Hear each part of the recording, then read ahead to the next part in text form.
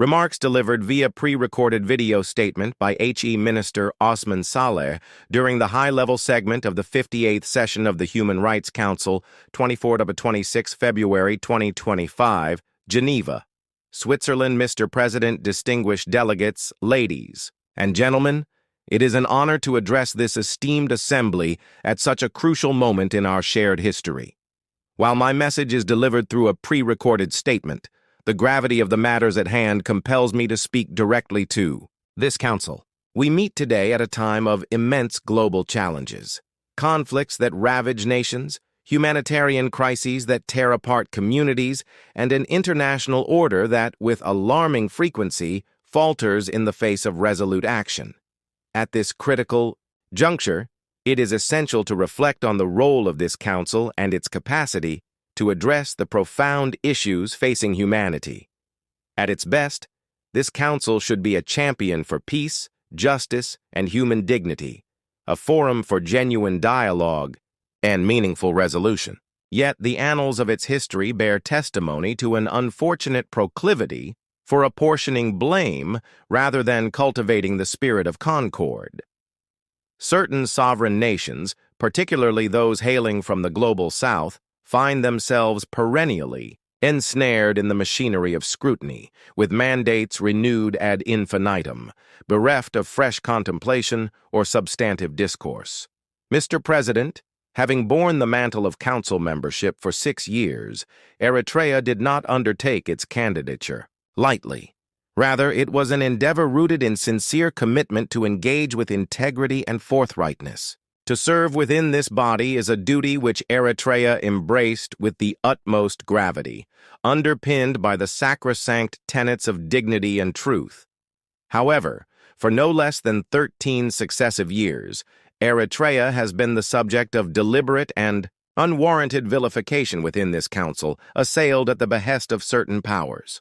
These relentless and indiscreet mandates are not born of a genuine aspiration to safeguard human dignity, but rather wielded as an instrument of coercion, to besmirch Eritrea's image, to encroach upon its sovereignty, and to exert undue geopolitical duress. The authors of these resolutions remain unchanged, their ruse unaltered, revealing an entrenched pattern of partiality and duplicity that runs counter to the lofty ideals that this institution purports to uphold. Furthermore, Eritrea, along with many other sovereign nations, continues to suffer the effects of unilateral coercive measures. These punitive measures, lacking legitimacy and antithetical to the fundamental precepts of international law, are designed to weaken independent nations, erode their economic sovereignty, and hinder their developmental aspirations.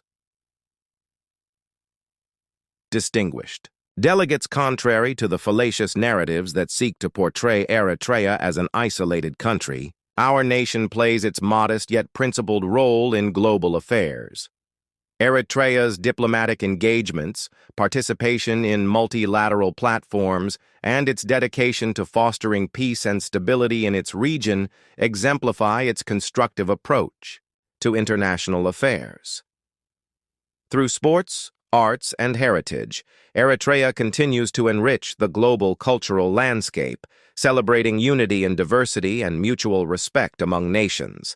Even amidst challenges, Eritrean talent flourishes. This spirit of excellence and perseverance was resoundingly affirmed on the grandest of stages when Biniam Girmay cemented his legacy by clinching the coveted green jersey at the Tour de France. Becoming the first Black African to achieve this milestone in the race's 111-year history, Biniam did not merely win a title. He shattered barriers, dispelled prejudices, and showcased to the world the tenacious vigor, unflagging aspiration, and peerless excellence that define Eritrean youth. Mr. President, Eritrea's vision is clear. We are deeply committed to building a prosperous, self-reliant nation where every citizen enjoys the benefits of education, healthcare, and housing throughout the country. We are steadfast in the reinforcement of our institutions and the cultivation of long-term alliances with nations that share our values for respect, justice, and mutual development. As such, Eritrea's vision for this council is an aspiration, founded in necessity. We envisage a council that holds sacrosanct the sovereign dignity of nations, that upholds human rights with unwavering impartiality, and that eschews the insidious specter of selective and politically expedient censure. Our collective duty must be to enshrine and safeguard the rights of all peoples, irrespective of geography, untainted by the pressures of external influence. To conclude, Eritrea reaffirms with resolute conviction its dedication to constructive engagement with this Council. We remain ever prepared to contribute with earnestness in the spirit of common endeavor, and to work continuously towards the exalted ideals of peace, justice, and the